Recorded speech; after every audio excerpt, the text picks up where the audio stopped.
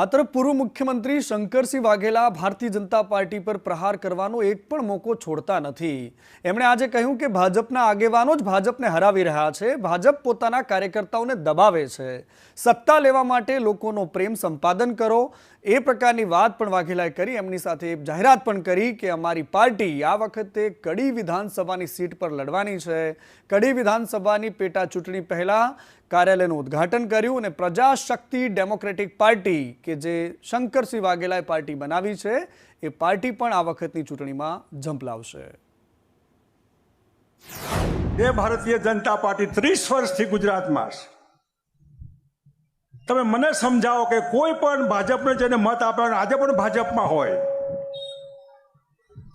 એને એની ઈચ્છા પ્રમાણે જીવી શકે છે ખરો?